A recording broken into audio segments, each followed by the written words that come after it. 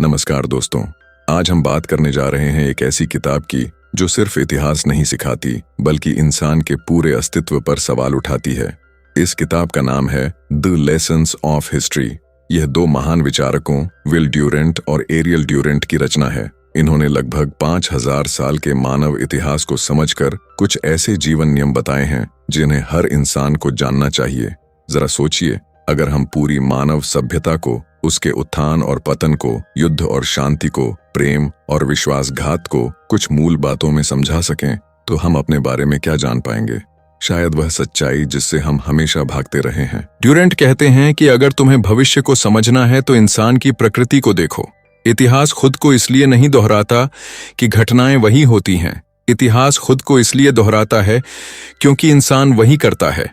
इतिहास किसी राजा या किसी साम्राज्य की कहानी नहीं है। यह कहानी इंसान की है, उस आदिम मनुष्य की जो जंगलों में भटकता था, जिसके पैर नंगे थे, पेट खाली था और मन डर से भरा हुआ था। उस समय कोई कानून नहीं था, कोई धर्म नहीं था, कोई नैतिकता नहीं थी। बस एक ही नियम मौजूद था, बचकर रहो वरना मिट जाओ। लेकिन समय के साथ इंसान ने महसूस किया कि अकेले जीना कठिन है। डर ने उसे साथ रहना सिखाया। भूख, हिंसा और मौत के भय से इंसान ने समूह बनाए और यहीं से सभ्यता की पहली नींव रखी गई। ड्यूरेंट कहते हैं कि सभ्यता हमारी ताकत से नहीं, हमारी कमजोरी से पैदा हुई। हम डरते थे इसलिए हमने नियम बनाए। हम असुरक्षित थे इसलिए हमने भगवान की कल्पना की। हम हिंसक थे इसलिए हमने नैतिकता गढ़ी। अर्थात सभ्यता इंसान के डर का परिष्कृत रूप है।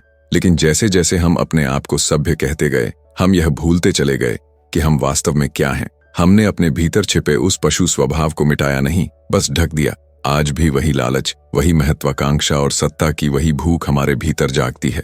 बस अंतर इतना है कि पहले लड़ाइयां तलवार से होती थीं, अब सूट टाई में होती हैं। पहले जमीन जीतने की चाह थी, अब बाजार जीतने की। पहले राजा स्वयं को ईश्वर का प्रतिनिधि कहते थे, आज नेता स्वयं को जनता का प्रतिनिधि कहते हैं। लेकिन खेल हमेशा से एक ही रहा है, नियंत्रण का खेल। इतिहास हमें दिखाता है कि इंसान अपने स्वभाव से भाग नहीं सकता।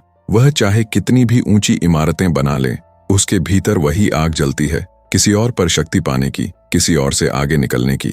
हर युग में इंसान ने इंसान पर राज किया है और जहां एक पक्ष जीतता है वहां दूसरा पक्ष हारता है। यही जीवन का सबसे कठोर सत्य है। संघर्ष ही अस्तित्व का आधार है। प्रकृति में भी, समाज में भी और मानव इतिहास में भी।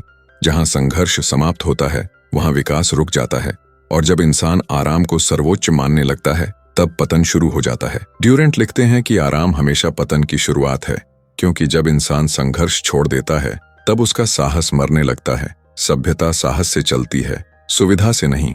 इतिहास हमें यह भी समझाता है कि नैतिकता कोई स्थायी सत्य नहीं है। हर युग अपनी सुविधा के अनुसार अच्छा और बुरा तय करता है। कभी दास प्रथा को धार्मिक सत्य माना जाता था, आज वही कृत्य पाप माना जाता है। इसका अर्थ है कि नैतिकता बदलती है पर मनुष्य का स्वार्थ नहीं बदलता। हम तब तक नैतिक रहते हैं जब तक हमारा लाभ सुरक्षित रहता है। हम तब तक ईमानदार रहते हैं जब तक दंड का भय रहता है। हम तब तक धार्मिक रहते हैं जब तक हमें आवश्यकता महसूस होती है। इतिहास इन सभी नकाबों को उतार देता है। वह हमें दिखाता है कि सभ्यता सिर्फ एक परत है, भीतर आज भी वही मनुष्य छिपा है जो कभी गुफाओं में रहता था। कभी कभी इतिहास शिक्षक नहीं बल्कि दर्पण प्रतीत होता है। वह हमें हमारा असली चेहरा दिखाता है, जहां लालच है, अस्थिरता है, महत्वाकांक्षा है और गहरी असुरक्षा है। हर सभ्यता स्वयं को अमर समझती है। मिस्र ने भी यही सोचा, रोम ने भी यही सोचा और आज हम भी शायद वही सोचते हैं। परंतु हर सभ्यता का अंत एक ही तरह होता है। जब लोग संघर्ष छोड़ देते हैं, सुख को ही सफलता मान लेते हैं, तब नैतिकता टूटने लगती है और पतन भीतर ही भीतर जन्म ले लेता है। सभ्यता पत्थर पर नहीं, मिट्टी पर लिखी जाती है और मिट्टी एक न एक दिन उड़ जाती है। मानव इतिहास की सबसे बड़ी विडंबना यही है कि इंसान जितना निर्माण करता है उतना ही विनाश भी करता है। वह शहर बसाता है और युद्ध में उन्हें जला देता है। वह मंदिर बनाता है और बम भी बनाता है। वह ईश्वर की बातें करता है पर अपने ही समान मनुष्य का वध कर देता है, क्योंकि उसकी प्रकृति दो ध्रुवों में बंटी है, एक निर्माता और दूसरा विध्वंसक। यही द्वंद्व इतिहास को सुंदर भी बनाता है और भयावह भी। यदि इतिहास एक ही शिक्षा देता है तो वह यह कि मनुष्य कभी नहीं सीखता। वह बार बार वही भूल दोहराता है क्योंकि उसका स्वभाव अपरिवर्तित रहता है। शक्ति की भूख, नियंत्रण की चाह और अमरता का भ्रम उसे हर युग में उसी गड्ढे में गिरा देता है जहां वह पहले भी गिर चुका है। इतिहास हमें यह नहीं सिखाता कि दुनिया कैसे बदली, इतिहास हमें यह सिखाता है कि इंसान कैसे नहीं बदला। हम तकनीक में आगे बढ़ गए पर विचार और नैतिकता में नहीं। हमारे पास जानकारी है पर समझ नहीं, साधन है पर संतुलन नहीं, संवाद के मंच हैं पर संवाद नहीं।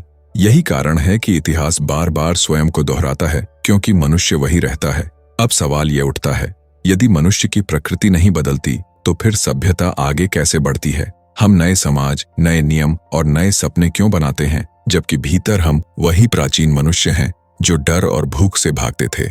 इस प्रश्न का उत्तर हमें अगले भाग में मिलेगा, जहां हम समझेंगे कि इंसान ने डर से नियम कैसे बनाए और नियमों से सभ्यता कैसे निर्मित हुई।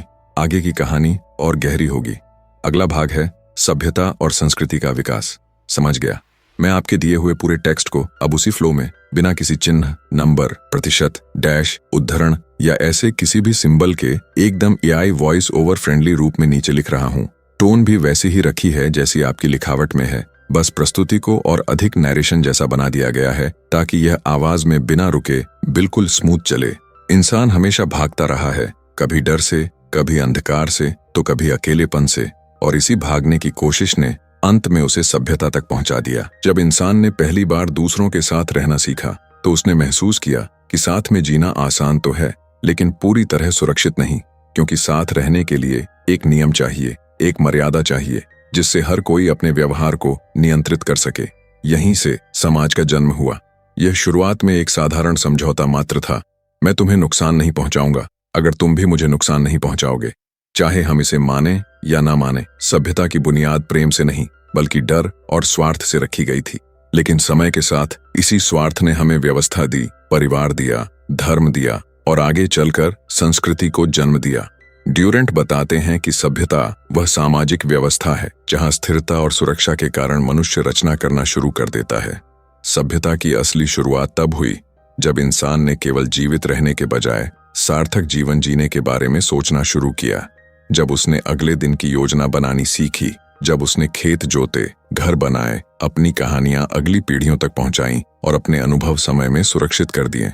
इसी क्षण से मनुष्य ने अपने अस्तित्व को अमरता की दिशा में बढ़ाना शुरू कर दिया। सभ्यता का सबसे बड़ा चमत्कार यह था कि उसने इंसान को स्थायित्व दिया। पहले मनुष्य खाना बदोश था, लगातार चलता रहता था, हर जगह भय उसका पीछा करता था। लेकिन जब वह बसने लगा तब खेती आई। खेती से भोजन की सुरक्षा मिली और भोजन की सुरक्षा ने इंसान को समय दिया। समय से विचार पैदा हुए, विचारों से उपकरण बने और उपकरणों ने मनुष्य की दुनिया को बदल दिया। विचारों ने आग बनाई, आग ने भोजन बदला, भोजन ने शरीर बदला और शरीर के साथ मनुष्य का मस्तिष्क विकसित होता चला गया। धीरे धीरे यही मस्तिष्क कला, संगीत, धर्म और दर्शन का जनक बना। सभ्यता ने मनुष्य को केवल जीवित नहीं रखा बल्कि उसे सोचने की क्षमता दी, रचने की शक्ति दी और सपने देखने की आजादी दी। लेकिन हर उपलब्धि की एक कीमत होती है।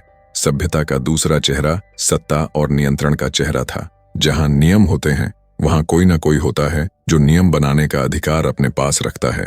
और यहीं से मानव इतिहास का सबसे पुराना खेल शुरू हुआ, राजनीति का खेल। जब कुछ लोगों ने यह समझ लिया कि भीड़ को डर के सहारे या ईश्वर के नाम पर नियंत्रित किया जा सकता है, तो धर्म और शासन एक दूसरे के सहारे खड़े हो गए। धर्म ने जनता से कहा कि शासक ईश्वर का प्रतिनिधि है और शासक ने जनता से कहा कि वह ईश्वर के नाम पर शासन करता है। जनता ने सिर झुका दिया क्योंकि जनता को सबसे ज्यादा जरूरत सुरक्षा की थी। ड्यूरेंट कहते हैं कि धर्म और शासन मनुष्य की असुरक्षा के दो रूप हैं। हमने धर्म इसीलिए बनाया ताकि हमें एक अदृश्य संरक्षण का भरोसा मिल सके, और हमने शासन इसलिए बनाया ताकि दृश्य रूप में व्यवस्था बनी रहे। लेकिन नियंत्रण करने वाला हर युग में इंसान ही रहा, कभी भी ईश्वर नहीं।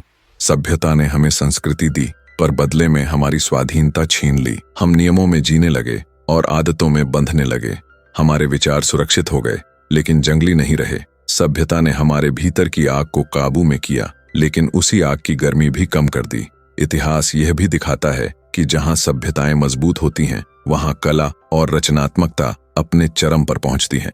मिस्र के पिरामिड, यूनान की मूर्तियां, भारत के मंदिर और चीन की महान दीवार, इन सब के पीछे केवल मेहनत नहीं थी बल्कि यह विश्वास था कि मनुष्य अर्थपूर्ण और अमर रचना कर सकता है। लेकिन जब सभ्यता कमजोर होने लगती है तो सबसे पहले यही विश्वास टूटता है। कला मरने लगती है, विचार धीमे पड़ने लगते हैं और मनुष्य एक बार फिर भय में जीने लगता है, उसी आदिम अवस्था में लौटता हुआ जहां से वह निकला था। ड्यूरेंट कहते हैं कि हर सभ्यता व्यवस्था में जन्म लेती है और अव्यवस्था में मर जाती है। सभ्यता को संतुलन चाहिए, स्वतंत्रता और अनुशासन के बीच का संतुलन। जब स्वतंत्रता अत्यधिक बढ़ जाती है तो अराजकता पैदा होती है, और जब अनुशासन अत्यधिक बढ़ जाता है तो दमन जन्म लेता है।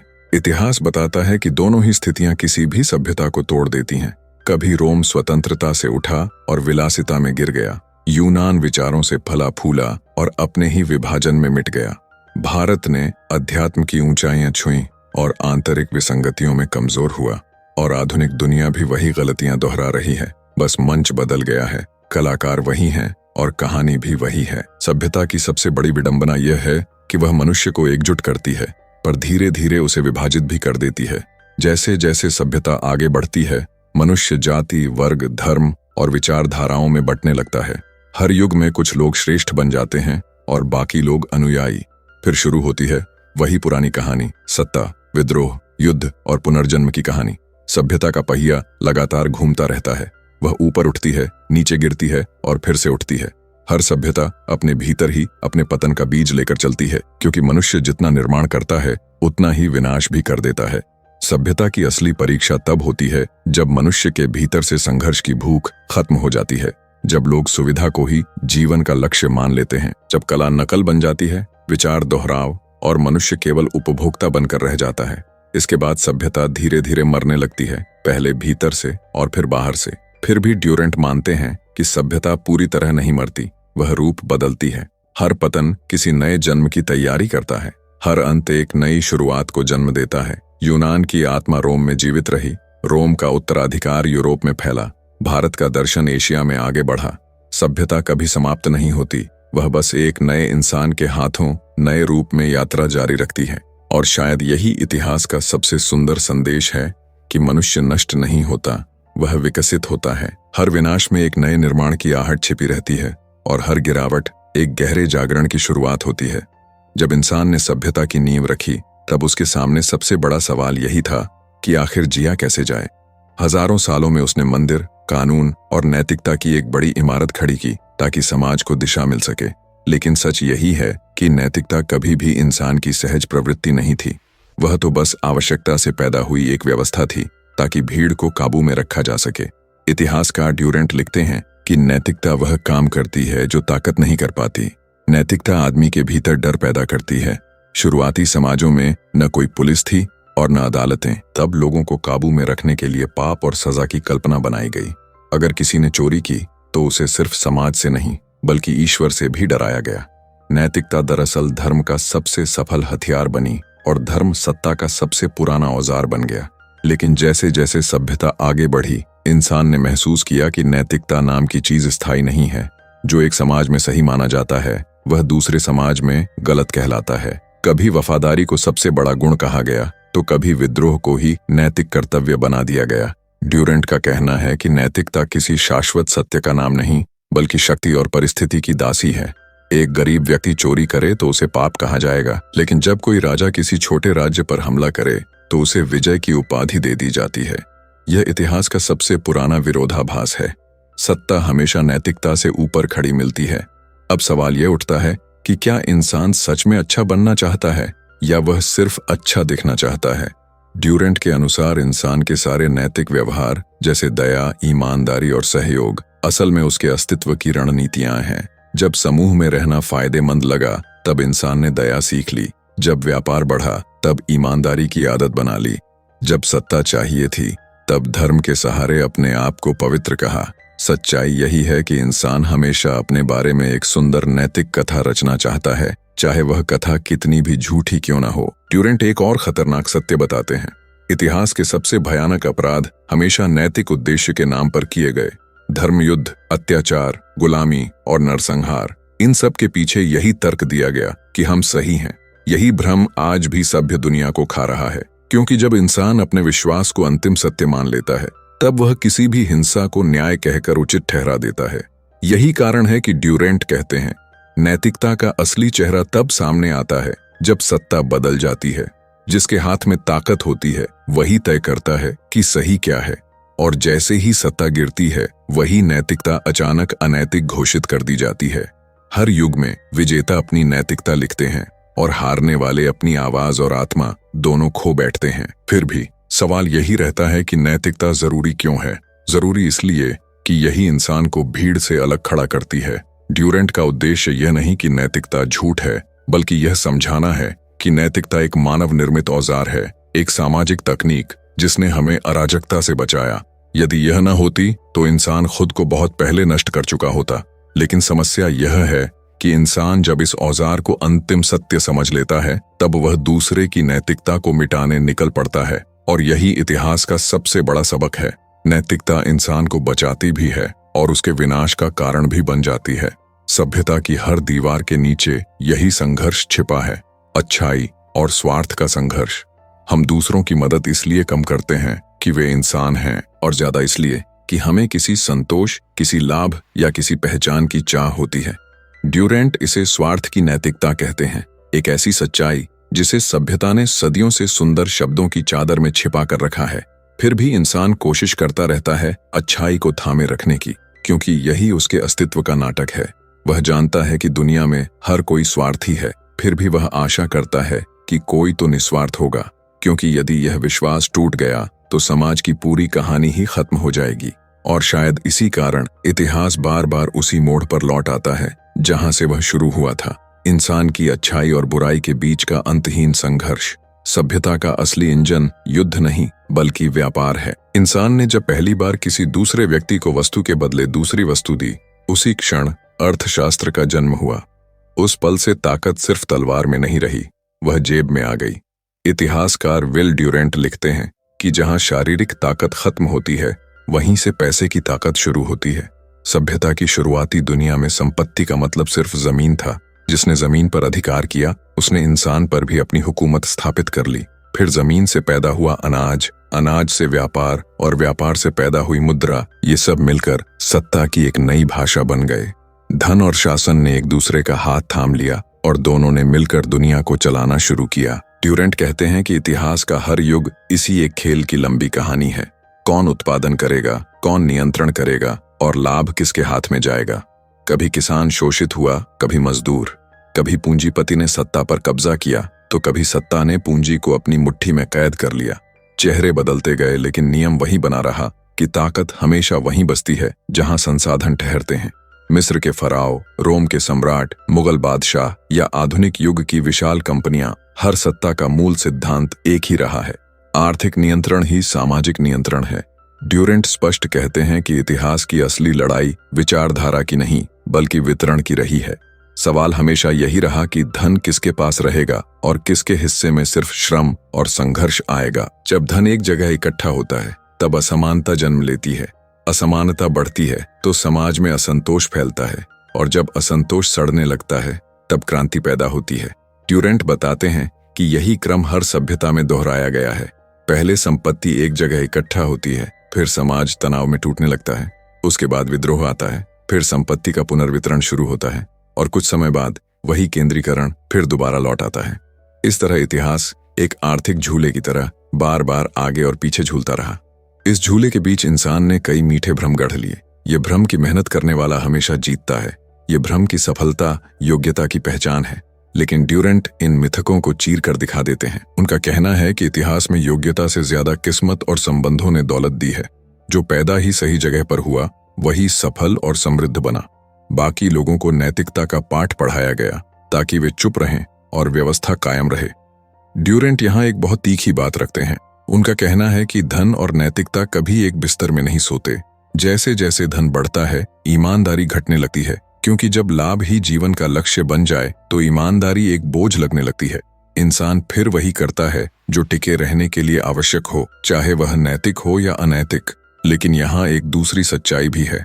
धन ने सिर्फ भ्रष्टाचार नहीं फैलाया बल्कि उसने सभ्यता को गति भी दी। यदि लालच न होता तो व्यापार न होता, यदि प्रतिस्पर्धा न होती तो नए विचार और आविष्कार पैदा न होते। ड्यूरेंट कहते हैं कि लालच सभ्यता की ज्वाला है। यह ज्वाला कभी कभी सब कुछ जला देती है, लेकिन इसके बिना इंसान की प्रगति जमकर राख हो जाती। समस्या धन में नहीं, समस्या उसके असंतुलन में है। इतिहास का सबसे बड़ा विडंबनापूर्ण दृश्य यही है कि अमीर वर्ग सभ्यता की रचना करता है और अंत में वही वर्ग उसके पतन का कारण भी बन जाता है। जब धन कुछ हाथों में कैद हो जाता है तो समाज का भरोसा टूटता है। लोग मानने लगते हैं कि खेल पहले से तय है और मेहनत का कोई अर्थ नहीं। जब यह विश्वास मर जाता है तभी सभ्यता मरना शुरू कर देती है। ड्यूरेंट कहते हैं कि हर साम्राज्य तब तक जिंदा रहता है जब तक गरीब वर्ग उम्मीद में जीता है। जैसे ही गरीब को यकीन हो जाए कि उसके हिस्से में सिर्फ संघर्ष है और परिवर्तन कभी नहीं आएगा, तभी इतिहास नई पटकथा लिखता है और वह पटकथा होती है क्रांति की। सभ्यता इसीलिए हमेशा खुद को संतुलित करने की कोशिश करती है, कभी सुधारों के माध्यम से और कभी विद्रोहों के माध्यम से, लेकिन खेल कभी खत्म नहीं होता। शक्ति धन के पीछे भागती है और धन शक्ति के पीछे। दोनों मिलकर यह तय करते हैं कि इतिहास किस दिशा में बहता रहेगा। ड्यूरेंट बताते हैं कि इतिहास का हर आंदोलन, हर युद्ध और हर क्रांति मूल रूप से आर्थिक कारणों से ही जन्मा है। विचारधाराएं तो केवल मुखौटे हैं जो असली खेल को छिपाती हैं। असली खेल संसाधनों के नियंत्रण का खेल है और इसी खेल से कोई समाज खुद को कभी पूरी तरह मुक्त नहीं कर पाया, क्योंकि मनुष्य चाहे जितना भी सभ्य बन जाए, अंत में वह वही करता है जो उसके पेट, उसके लालच और उसके भय को शांत कर दे। और जब तक यह तीनों ताकतें इंसान के भीतर सक्रिय हैं, इतिहास अपने आप को बार बार दोहराता रहेगा। सत्ता हमेशा एक भ्रम रही है। जो इसे अपने हाथ में पकड़ता है उसे यही लगता है कि वह इतिहास को दिशा दे रहा है, लेकिन सच्चाई यह है कि इतिहास ही उसे अपने अनुसार चला रहा होता है। इतिहासकार विल ड्यूरेंट कहते हैं कि राजनीति सभ्यता की आत्मा नहीं बल्कि उसका मुखौटा है। असली शक्ति कभी संसदों की दीवारों में या महलों की सीढ़ियों पर नहीं बैठी, बल्कि उन अदृश्य व्यवस्थाओं में छिपी रही जो इन सब को चलाती हैं। सेना, धन, धर्म और भय, यही असल ताकत के चार आधार रहे हैं। हर राजनीतिक व्यवस्था अपने समय की नैतिकता के अनुसार खुद को सही साबित करती है। लोकतंत्र कहता है कि जनता सर्वोच्च है, लेकिन पर्दे के पीछे हमेशा गिने चुने लोग ही फैसले तय करते हैं। ड्यूरेंट इसे आजादी का भ्रम कहते हैं, यानी जनता को यह विश्वास दिलाया जाता है कि वह निर्णय ले रही है, जबकि असली फैसले पहले से सीमित दायरे में तय कर दिए जाते हैं। राजनीति का पहला नियम है स्थिरता के नाम पर नियंत्रण। हर शासक जानता है कि स्वतंत्रता कभी पूरी नहीं दी जा सकती, क्योंकि पूरी तरह स्वतंत्र व्यक्ति आदेश नहीं मानता। इसलिए जनता को यह विश्वास दिलाना जरूरी होता है कि जो बंधन उसे दिए गए हैं वही उसकी रक्षा का तरीका है। ड्यूरेंट कहते हैं कि शासन का उद्देश्य जनता को बचाना नहीं बल्कि जनता को तृप्त रखना है। सत्ता सीधा बल कम इस्तेमाल करती है, वह लोगों की उम्मीदों और कल्पनाओं को अपने पक्ष में मोड़कर उन्हें खुश रखती है। इतिहास के हर युग में सत्ता ने खुद को वैध दिखाने के लिए धर्म और विचारों का सहारा लिया। फराओ खुद को ईश्वर बताते थे। राजाओं का विश्वास था कि वे दिव्य आदेश से सिंहासन पर बैठे हैं, और आज के नेता कहते हैं कि वे जनता की आवाज हैं। लेकिन ढांचा कभी नहीं बदला। सत्ता हमेशा अपनी सुविधा के अनुसार नैतिकता गढ़ती है। ड्यूरेंट के अनुसार राजनीति शक्ति को नैतिकता का वेश पहनाने की कला है। जब कोई व्यवस्था पुरानी पड़ जाती है, जब उसके कानून जनता के दर्द से कटने लगते हैं, तब इतिहास उसे हटा देता है। लेकिन विडंबना यह है कि हर बार नई सत्ता भी धीरे धीरे पुरानी जैसी बन जाती है, क्योंकि शक्ति का स्वभाव नहीं बदलता, केवल उसका चेहरा बदल जाता है। सत्ता की एक और सच्चाई यह है कि उसे अपने अस्तित्व के लिए हमेशा एक शत्रु चाहिए। यदि शत्रु न हो तो भय नहीं होगा, यदि भय नहीं होगा तो जनता को एकजुट रखना कठिन हो जाएगा। इसलिए हर शासन ने किसी न किसी रूप में दुश्मन गढ़े, कभी विदेशी ताकतें, कभी अल्पसंख्यक, कभी विचारों का विरोध। ड्यूरेंट इसे शत्रु की राजनैतिक आवश्यकता कहते हैं। शत्रु की उपस्थिति सत्ता के लिए ईंधन की तरह होती है। सत्ता कभी सच में बांटी नहीं जाती, वह केवल स्थानांतरित होती है। क्रांतियां इसलिए नहीं होती कि व्यवस्था को खत्म कर दिया जाए, बल्कि इसलिए होती हैं कि कुर्सी पर बैठने वाला चेहरा बदल जाए। इतिहास में जब कोई तानाशाह गिरा, उसकी जगह कोई और आकर बैठ गया और कहानी फिर से उसी दिशा में बहने लगी। ड्यूरेंट राजनीति को नैतिक प्रयोग नहीं बल्कि जीव वैज्ञानिक प्रवृत्ति मानते हैं। जैसे प्रकृति में शक्तिशाली जीव कमजोरों पर हावी होता है, उसी तरह राजनीति में शक्तिशाली समूह संसाधनों, कानून और विचारों पर कब्जा कर लेता है। राजनीति का लक्ष्य न्याय नहीं बल्कि संतुलन बनाए रखना होता है। सत्ता उतनी ही स्वतंत्रता देती है जितनी उसे टिके रहने के लिए आवश्यक होती है। जब जनता इस संतुलन को तोड़ देती है, जब लोग इतने जागरूक हो जाते हैं कि भय से इनकार कर दें, तब राजनीति अपना रूप बदल लेती है। राजतंत्र लोकतंत्र में बदल जाता है, तानाशाही संवैधानिक रूप ले लेती है, लेकिन असली शक्ति वही रहती है। वही संस्थाएं, वही व्यवस्थाएं और अक्सर वही वर्ग, बस उनका मुखौटा बदल जाता है। ड्यूरेंट चेतावनी देते हैं कि यदि सत्ता को सीमित न किया जाए तो हर शासन धीरे धीरे निरंकुश बन जाता है। इतिहास इसका गवाह है कि इंसान को केवल बाहरी सत्ता से नहीं बल्कि अपनी ही महत्वाकांक्षा से भी बचाने की जरूरत है, क्योंकि जब शक्ति किसी एक हाथ में ठहर जाती है तो धीरे धीरे वह इंसानियत को ही तुच्छ समझने लगती है। इतिहास हमें यही सिखाता है कि राजनीति कभी समाधान नहीं बल्कि समाधान का रूपांतरण है। राजनीति नायक नहीं, पर्दे के पीछे की पटकथा है। और जब कोई समाज यह भूल जाता है कि सत्ता जनता की सेवा के लिए है, जनता सत्ता की दासी नहीं, तब इतिहास उसे याद दिलाने के लिए पतन का एक नया अध्याय लिख देता है। युद्ध सभ्यता का सबसे पुराना साथी है और सबसे स्थायी सत्य भी।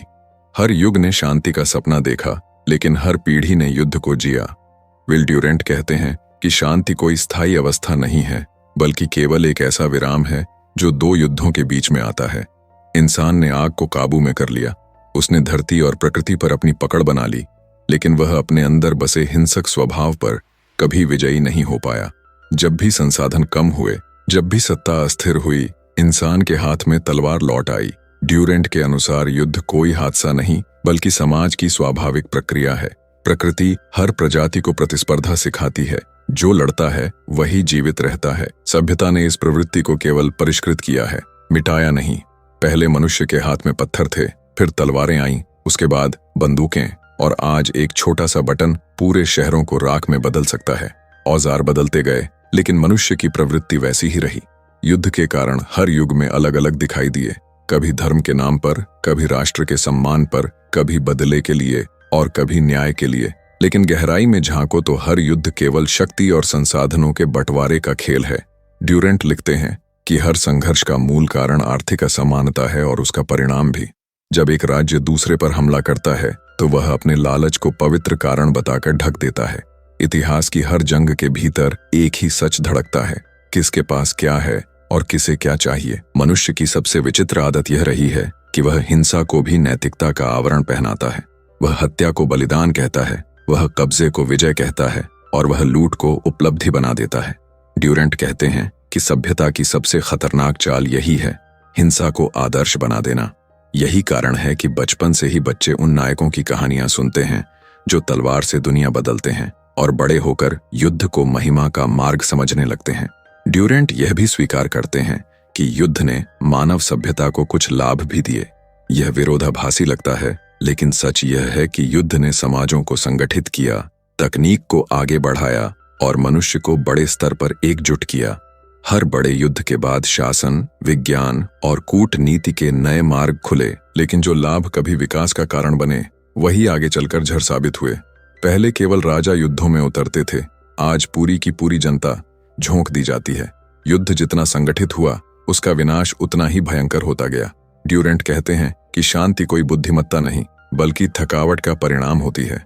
जब समाज टूट जाता है तब उसे शांति याद आती है, लेकिन कुछ पीढ़ियों बाद जैसे ही पुराना दर्द धुंधला पड़ जाता है, नई महत्वाकांक्षाएं जन्म लेती हैं और इतिहास फिर वही गलती दोहराता है। यह चक्र इसलिए नहीं रुकता क्योंकि मनुष्य की इच्छा और अहंकार कभी समाप्त नहीं होते। ड्यूरेंट युद्ध को केवल राजनीतिक दृष्टि से नहीं बल्कि मनोवैज्ञानिक दृष्टि से भी देखते हैं। जब किसी समाज में ऊर्जा और युवा प्रबल होते हैं तब वह विस्तार चाहता है और वही विस्तार युद्ध में बदल जाता है।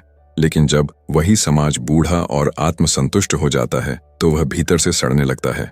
इतिहास के हर साम्राज्य ने इसी झूले को जिया है, एक ओर युद्ध की तीव्रता और दूसरी ओर शांति की जड़ता।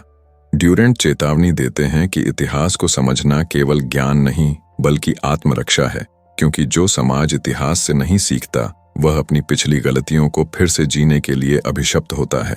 वे कहते हैं कि यदि मनुष्य युद्ध को रोकना चाहता है तो उसे पहले खुद को समझना होगा, क्योंकि असली युद्ध धरती पर नहीं मन के भीतर होता है।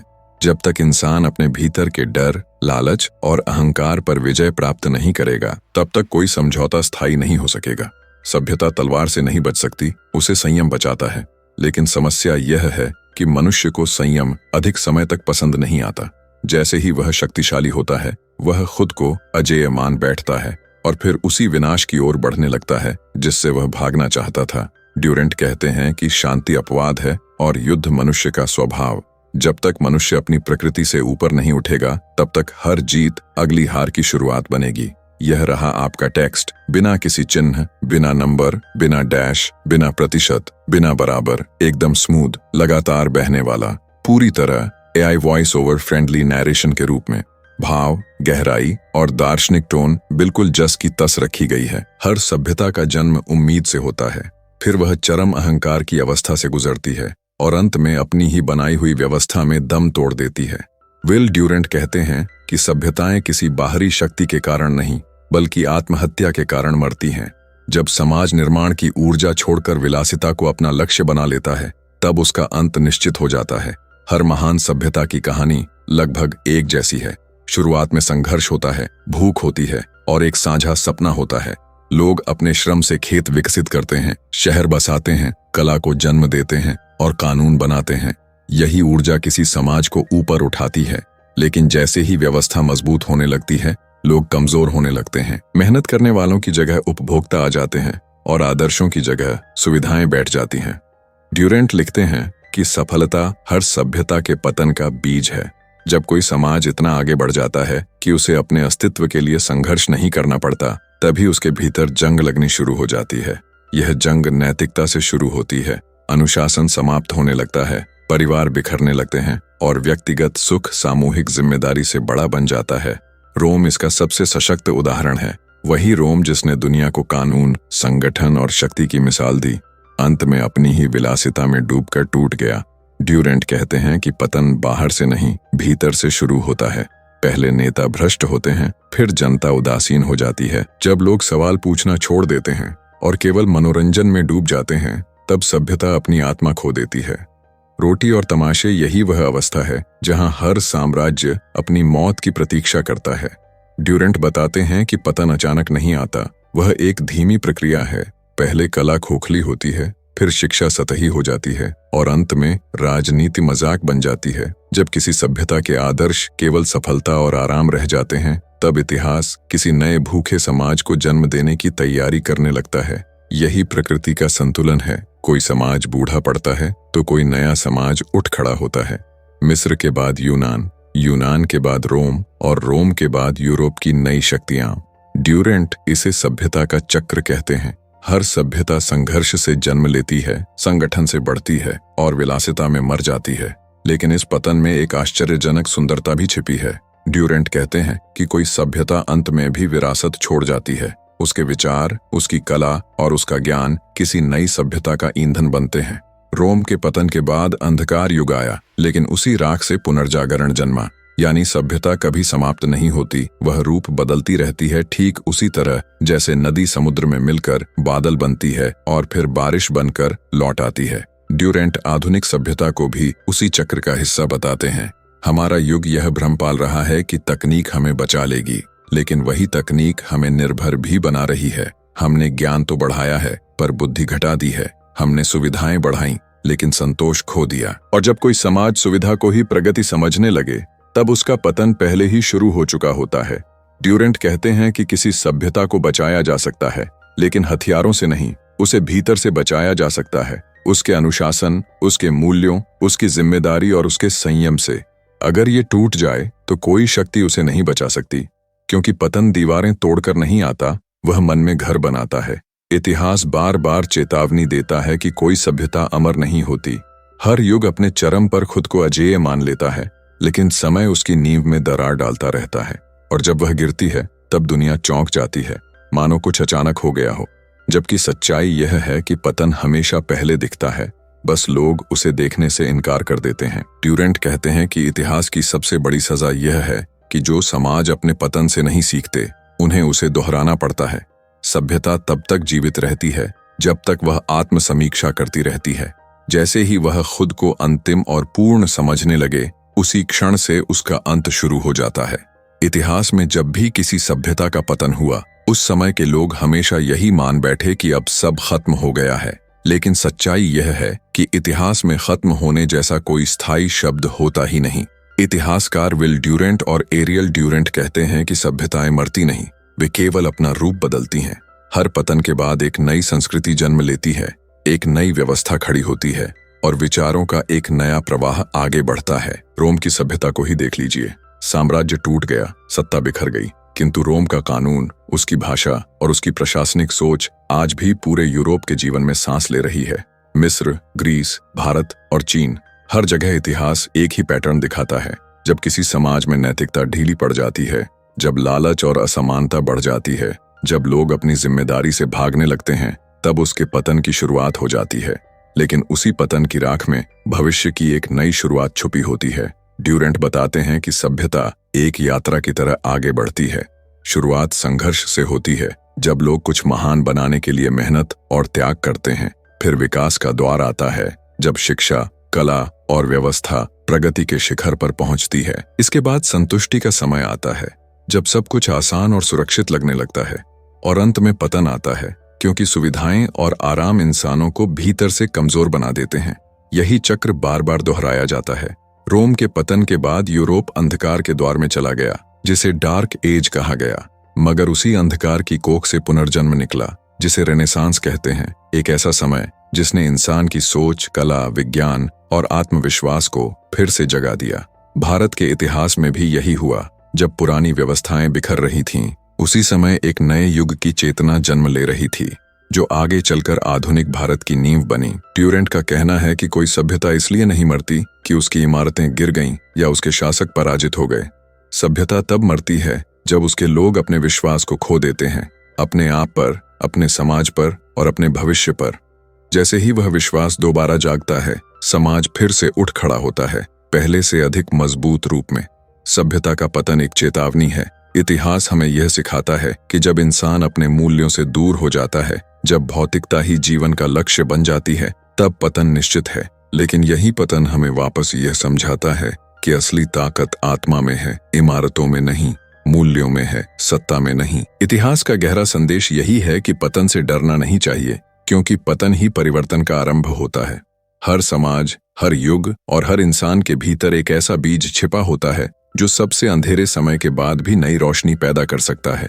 और जब वह बीज अंकुरित होता है, तब इतिहास खुद को दोहराता नहीं, बल्कि एक नए और ऊंचे स्तर पर आगे बढ़ता है।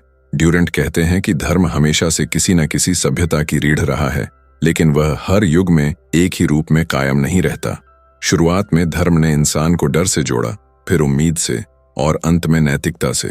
जब कोई समाज खुद पर नियंत्रण खोने लगता है, तब धर्म एक अनुशासन का काम करता है। वह इंसान को भीतर से नियंत्रित करने वाली व्यवस्था बन जाता है। प्राचीन मिस्र में धर्म ने राजा को ईश्वर का पुत्र बना दिया, ताकि लोग बिना सवाल किए सत्ता को माने। ग्रीस में धर्म ने देवताओं को इंसानों जैसा रूप दिया, ताकि लोग उनसे जुड़ सकें और उन्हें समझ सकें।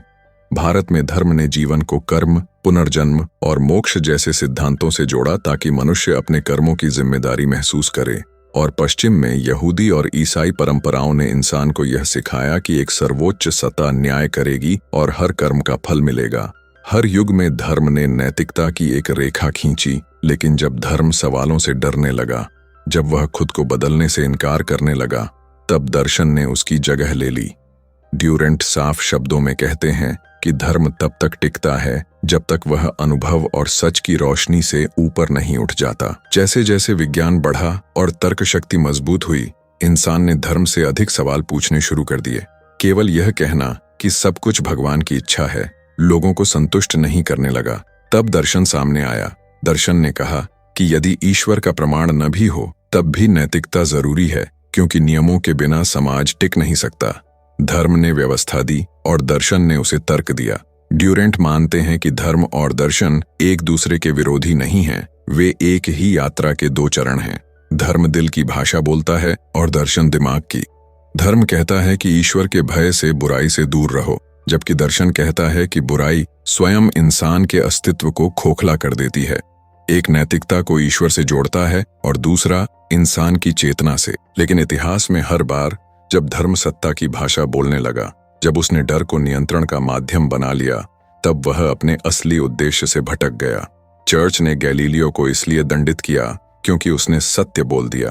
ब्राह्मणवाद ने व्यवस्था को कठोर बनाकर जाति को जन्म से स्थायी कर दिया और मजहबी नेताओं ने ईश्वर के नाम पर राजनीति खड़ी कर दी। ड्यूरेंट कहते हैं कि यह धर्म की कमजोरी नहीं, बल्कि इंसान की प्रवृत्ति है। इंसान हर चीज को अपने लाभ के लिए मोड़ना चाहता है। फिर विज्ञान और दर्शन आगे आए और उन्होंने कहा कि सत्य को अनुभव करो, उसे परखो और खुद सोचो। लेकिन इस खोज ने एक और खालीपन पैदा किया। जब इंसान पूरी तरह ईश्वर से कट गया, तब वह अपने भीतर अर्थ खोने लगा। ड्यूरेंट इसे आत्मिक खालीपन कहते हैं। विज्ञान ने इंसान को शक्ति दी, लेकिन जीवन का उद्देश्य नहीं दिया। धर्म ने उद्देश्य दिया, लेकिन स्वतंत्रता छीन ली। और इंसान हमेशा इन दो ध्रुवों के बीच झूलता रहा, नियंत्रण और स्वतंत्रता के बीच, विश्वास और तर्क के बीच। ड्यूरेंट बताते हैं कि समाधान किसी एक पक्ष में नहीं, बल्कि संतुलन में है। धर्म को तर्क से डरना नहीं चाहिए और दर्शन को भावना से घृणा नहीं करनी चाहिए। यदि समाज पूरी तरह धर्महीन हो जाए तो नैतिकता ढह जाती है, और यदि समाज अंधभक्त हो जाए तो स्वतंत्र विचार मर जाता है। सभ्यता की दिशा इस बात पर निर्भर करती है कि वह इन दोनों शक्तियों को किस तरह संतुलित करती है। ड्यूरेंट का निष्कर्ष बहुत गहरा है।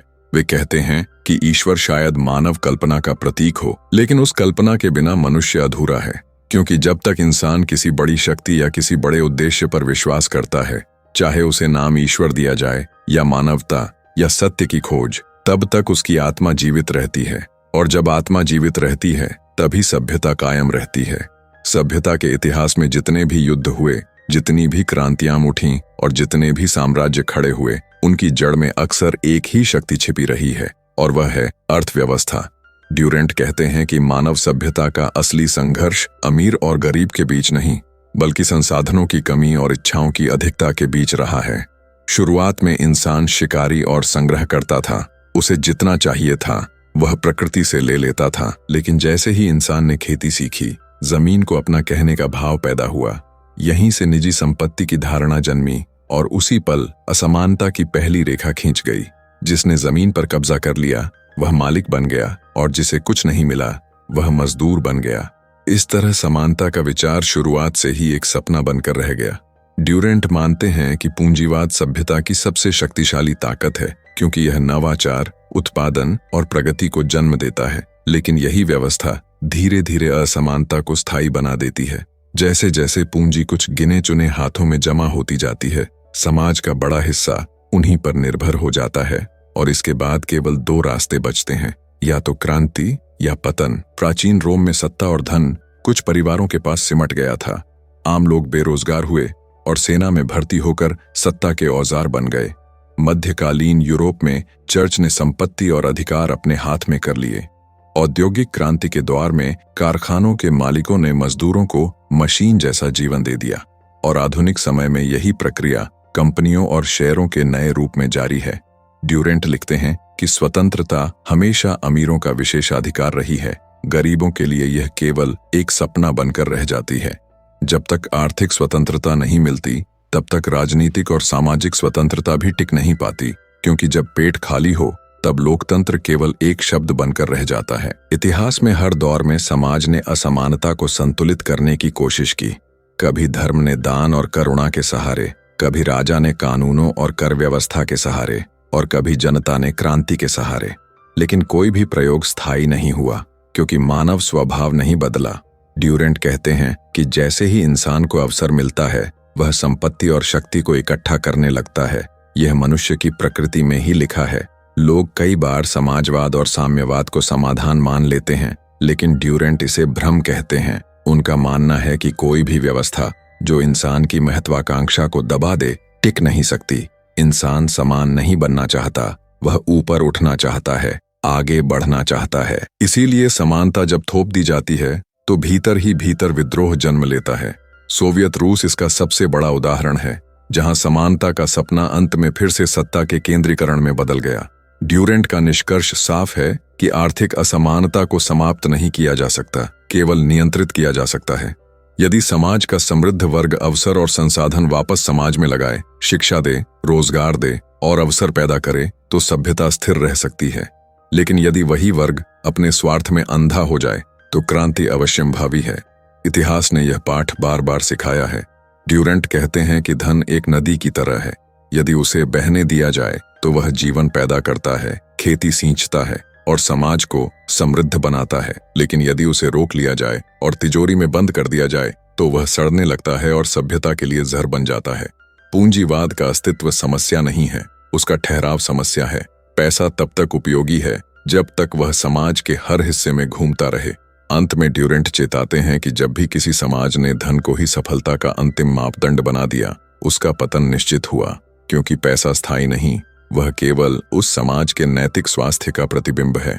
जब नैतिकता गिरती है, मुद्रा की कीमत भी गिरती है, और जब इंसान कीमत को मूल्य से ऊपर रख देता है, तब सभ्यता खुद अपने ही हाथों से अपने विनाश की पटकथा लिख देती है। ड्यूरेंट कहते हैं कि युद्ध केवल इतिहास का एक अध्याय नहीं है, बल्कि इतिहास की भाषा है।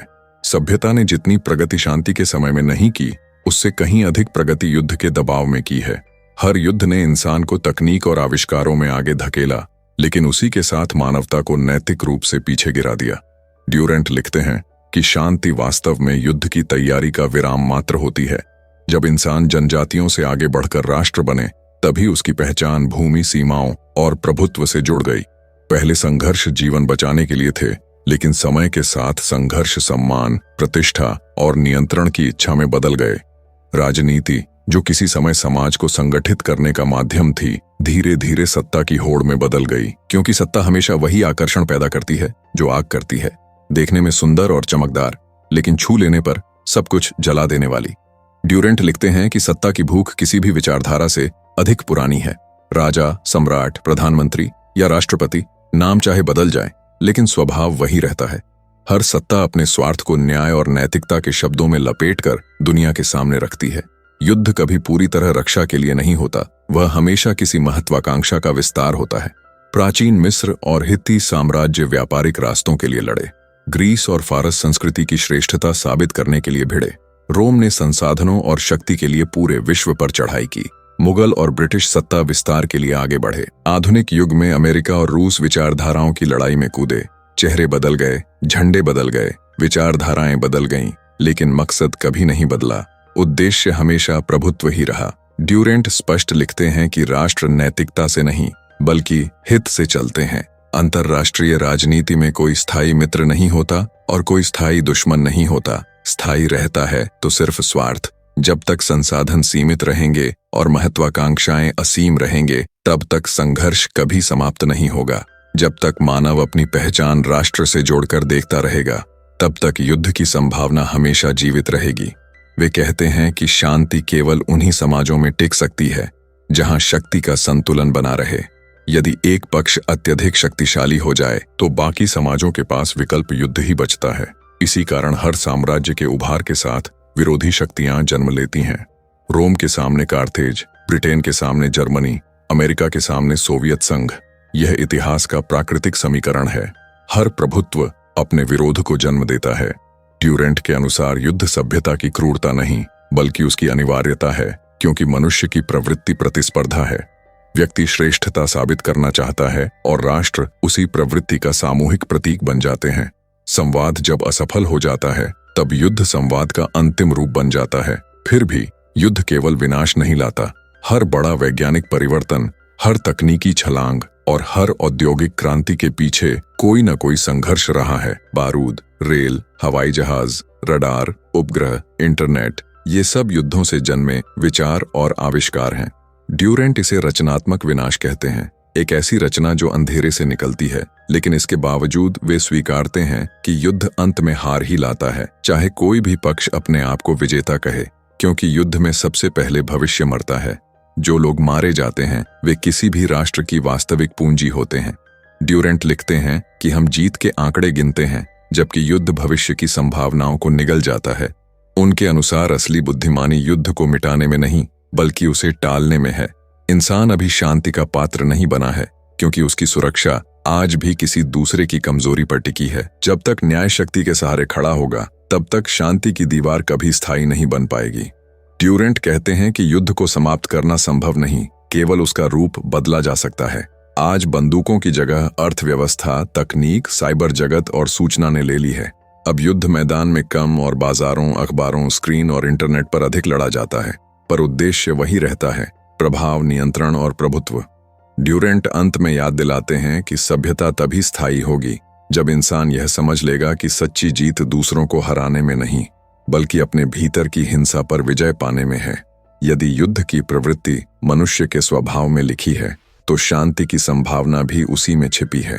फर्क केवल इतना है कि युद्ध सहज है और शांति साधना है। डुरैंट कहते हैं कि अगर पूरी मानव सभ्यता को एक ही पंक्ति में समझाना हो तो वह यह होगी कि हम इंसान वही गलतियां बार बार दोहराते हैं, बस हमारे औजार बदल जाते हैं। इतिहास कभी नए इंसान नहीं बनाता, वह सिर्फ पुरानी प्रवृत्तियों को नए रूप में सामने लाता है। हम यह मानते हैं कि हम पहले से ज्यादा समझदार हो चुके हैं, लेकिन सच्चाई यह है कि हम केवल पहले से ज्यादा तैयार हैं। हथियारों में, शब्दों में और तकनीक में इंसान की प्रकृति वही है, इच्छाएं वही हैं और नतीजे भी लगभग वही निकलते हैं। डुरांट लिखते हैं कि इतिहास का सबसे बड़ा सबक यह है कि मानव स्वभाव नहीं बदलता। हर दौर में इंसान सत्ता चाहता है, सुरक्षा चाहता है और श्रेष्ठता चाहता है। जब तक ये तीन मूल इच्छाएं मौजूद रहेंगी, तब तक अन्याय, लालच और संघर्ष भी बने रहेंगे। इसीलिए किसी भी विचारधारा, किसी भी व्यवस्था या किसी भी नेता से चमत्कार की उम्मीद करना व्यर्थ है। सभ्यता का सुधार तभी संभव है जब इंसान स्वयं को समझे और अपने स्वभाव को नियंत्रित करना सीखे। डुरांट का दूसरा महत्वपूर्ण विचार यह है कि स्वतंत्रता और व्यवस्था एक दूसरे के विरोधी नहीं, बल्कि एक दूसरे को पूरा करने वाली ताकतें हैं। जब समाज में केवल स्वतंत्रता बढ़ जाती है तो अराजकता जन्म लेती है, और जब व्यवस्था अत्यधिक कठोर हो जाती है तो स्वतंत्रता दम तोड़ देती है। इतिहास हमेशा इन दोनों के बीच झूलता रहा है। यूनान ने स्वतंत्रता से उन्नति की, लेकिन अराजकता से टूट गया। रोमन साम्राज्य ने व्यवस्था से दुनिया पर राज किया, पर स्वतंत्रता की कमी ने उसे अंदर से सड़ा दिया। डुरांट कहते हैं कि किसी भी सभ्यता की परिपक्वता इस बात से समझी जाती है कि वह स्वतंत्रता और अनुशासन के बीच संतुलन कैसे बनाए रखती है। उनका तीसरा सबक यह है कि नैतिकता किसी भी समाज की सबसे बड़ी पूंजी है। जब तक लोग ईमानदारी, जिम्मेदारी और संयम को महत्व देते हैं, तब तक संस्कृति और अर्थव्यवस्था दोनों फलती फूलती हैं। लेकिन जब समाज दिखावे, स्वार्थ और लालच पर चलने लगता है तो उसकी आत्मा धीरे धीरे मरने लगती है। डुरांट स्पष्ट कहते हैं कि किसी सभ्यता का पतन उस दिन शुरू हो जाता है जब लोग अपने चरित्र से ज्यादा अपने सुख को महत्व देने लगते हैं। नैतिकता किताबों में नहीं बल्कि चरित्र में जीवित रहती है, और जब वह मर जाती है तो कोई कानून उसे बचा नहीं पाता।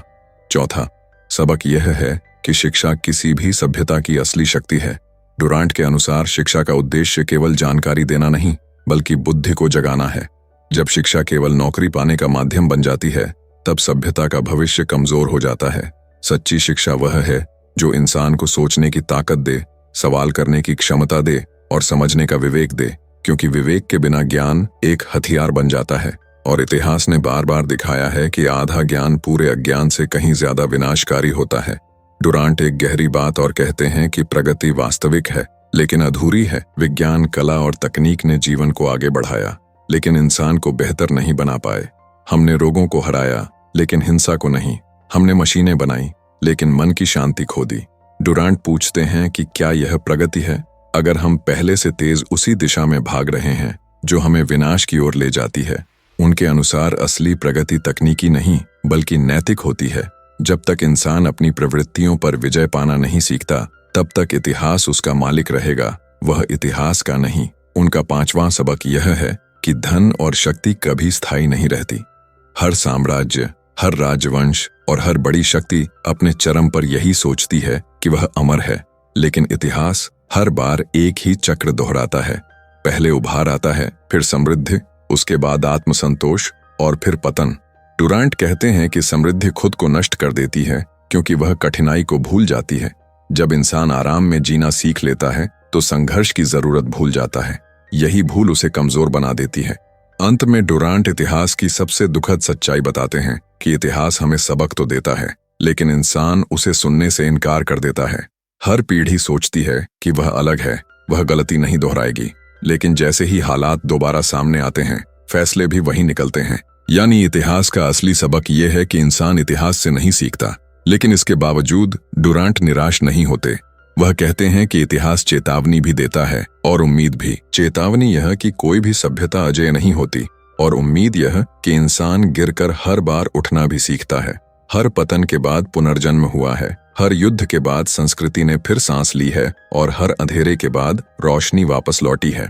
डुरांट लिखते हैं कि इतिहास हमें यह सिखाता है कि मनुष्य मिट तो सकता है पर पराजित नहीं हो सकता। सभ्यता की यात्रा कभी रुकती नहीं, वह केवल दिशा बदलती है। और जब तक इंसान अपने भीतर सुधार की संभावना खोजता रहेगा, तब तक इतिहास उसका दुश्मन नहीं, उसका शिक्षक बना रहेगा।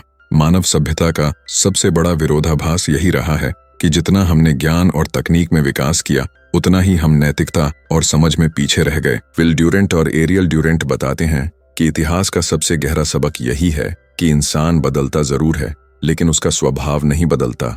वही लालच, वही भय, वही सत्ता की प्यास जो पुराने साम्राज्यों में दिखाई देती थी, वही प्रवृत्ति आज की आधुनिक लोकतांत्रिक व्यवस्थाओं में भी जीवित है। फर्क केवल इतना है कि औजार बदल गए, पर इरादे आज भी वही हैं। इतिहास हमें बताता है कि सभ्यताएं बाहर से नष्ट नहीं होती, वे भीतर से टूटती हैं। जब कोई समाज अपनी नैतिकता खो देता है, जब अनुशासन खत्म हो जाता है और जब संतुलन टूट जाता है, तब पतन की शुरुआत घर के अंदर से होती है।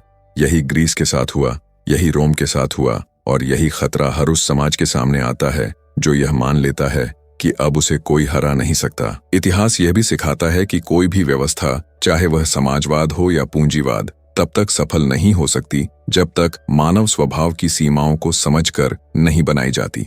इंसान में स्वार्थ और प्रतिस्पर्धा खत्म नहीं किए जा सकते, उन्हें दिशा दी जा सकती है, बस नियंत्रण की जरूरत होती है। ड्यूरेंट कहते हैं कि आदर्श समाज कभी नहीं बन सकता, क्योंकि आदर्श मनुष्य कभी जन्मा ही नहीं। इसी कारण हर कल्पित स्वर्ग अंत में एक निर्दयी व्यवस्था बनकर टूट जाता है। ड्यूरेंट यह भी मानते हैं कि इतिहास समझने का अर्थ केवल यह जान लेना नहीं है कि अतीत में क्या घटनाएं हुई। इतिहास समझने का अर्थ यह पहचानना है कि वे घटनाएं क्यों हुई। अगर हम केवल नाम और तारीखें याद करते रहेंगे, तो हम वही गलतियां दोहराने के लिए तैयार खड़े रहेंगे जो पहले की पीढ़ियों ने की थीं। लेकिन अगर हम उन पैटर्न को पहचान लें जिनके कारण राष्ट्र टूटे, समाज बंटे और युद्ध हुए, तब हम आने वाली विनाशकारी भूलों को रोक सकते हैं। इतिहास एक और गहरी सीख देता है, शक्ति और बुद्धि को हमेशा साथ रहना चाहिए। केवल शक्ति विनाश लाती है और केवल बुद्धि बेअसर रहती है। जब ज्ञान सत्ता से दूर हो जाता है और सत्ता अयोग्य लोगों के हाथ में चली जाती है, तब पतन तेज हो जाता है। इतिहास में हर स्वर्ण युग तब उभरा जब विचार और नेतृत्व एक दूसरे को समझते और सुधारते थे। ड्यूरेंट यह भी कहते हैं कि प्रगति कभी निश्चित नहीं होती। यह सोचना कि समय हमेशा हमें आगे ले जाएगा एक भ्रम है। प्रगति एक लहर की तरह है जो उठती भी है और गिरती भी है। विज्ञान और तकनीक बढ़ती है, पर कभी कभी नैतिकता उसी गति से गिर जाती है। असली प्रगति तभी है जब मूल्य भी विकसित हों। बिना मूल्यों के तकनीक सिर्फ एक चमकदार धोखा बन जाती है। वे यह स्वीकार करते हैं कि पूर्ण समानता असंभव है, क्योंकि प्रकृति स्वयं असमान है। हर व्यक्ति की क्षमता, बुद्धि और ऊर्जा अलग होती है, लेकिन इसका अर्थ यह नहीं कि अन्याय को स्वीकार कर लिया जाए। असमानता के बीच न्याय स्थापित करना ही असली जिम्मेदारी है। अगर समाज प्रतिभा को सम्मान नहीं देता और अन्याय को नजरअंदाज करता है, तो उसका संतुलन अनिवार्य रूप से टूट जाता है। इतिहास के सभी संघर्ष हमें यह भी बताते हैं कि इंसान स्वतंत्रता चाहता है, लेकिन वह सुरक्षा भी चाहता है। जब भय बढ़ता है, लोग स्वतंत्रता की कीमत पर भी कठोर सत्ता को स्वीकार कर लेते हैं। इसीलिए ड्यूरेंट कहते हैं कि स्वतंत्रता तभी टिकती है जब लोग जिम्मेदारी उठाने के लिए तैयार हों। जो समाज जिम्मेदारी छोड़ देता है, वह जल्द ही गुलामी में लौट आता है। ड्यूरेंट धर्म को भी इतिहास की एक शक्तिशाली ऊर्जा मानते हैं। धर्म ने इंसान को नैतिक आधार दिया, अनुशासन दिया और जीवन को अर्थ दिया। लेकिन जब धर्म विचारों पर ताले लगाने लगे, तब विकास रुक गया और विज्ञान ने पुराने ढांचे को तोड़कर नए युग की शुरुआत की। इतिहास में हर पुनर्जागरण इसी टकराव से जन्मा है, जहां आस्था, विद्रोह और नए विचार एक नया अध्याय लिखते हैं। इतिहास यह भी दिखाता है कि संघर्ष अनिवार्य है, क्योंकि प्रतिस्पर्धा प्रकृति का नियम है। शांति केवल एक विराम है, संघर्षों के बीच की सांस। अगर हम इस सच्चाई को न समझें, तो हर पीढ़ी यह भ्रम पालती रहेगी कि अब हमेशा शांति रहेगी। ड्यूरेंट कहते हैं कि अगर संघर्ष को समाप्त नहीं किया जा सकता, तो कम से कम उसे नियंत्रित करना और उसकी दिशा समझकर निर्णय लेना सीखना होगा। अंत में ड्यूरेंट लिखते हैं कि इतिहास एक महान शिक्षक है, लेकिन उसके विद्यार्थी बहुत कमजोर हैं। हम हजारों वर्षों के सबक पढ़ते हैं, पर अपनाते नहीं। हर बार हमने सत्ता को भ्रष्ट होने दिया, चरम विचारों को बढ़ने दिया और असमानता को फैलने दिया, और हर बार सभ्यता ने खुद को खुद ही नष्ट कर लिया। इतिहास की अंतिम सीख यही है कि भविष्य हमारे ज्ञान पर नहीं, बल्कि हमारी समझ पर निर्भर करेगा। ज्ञान शक्ति देता है, पर समझ दिशा देती है। जब तक शक्ति समझ से संचालित नहीं होगी, मानवता बार बार उसी पुराने चक्र में भटकती रहेगी, निर्माण करेगी, और फिर विनाश में गिर जाएगी। यही इतिहास का सार है। सवाल यह नहीं कि हमने क्या जाना, सवाल यह है कि हम कब समझेंगे और कब बदलने का साहस करेंगे। दोस्तों, अगर आज का वीडियो आपको अच्छा लगा हो तो इसे लाइक और शेयर जरूर करें, क्योंकि आपका हर एक लाइक, हर एक कमेंट हमारी मेहनत को नई उड़ान देता है। हम मिलकर एक ऐसी सोच बनाएंगे जो हमें भीतर से मजबूत करे और बाहर से सफल। चैनल को सब्सक्राइब करके इस परिवार का हिस्सा बनिए। फिर मिलेंगे अगले वीडियो में। तब तक याद रखिए, सोच बदलिए, जिंदगी बदल जाएगी।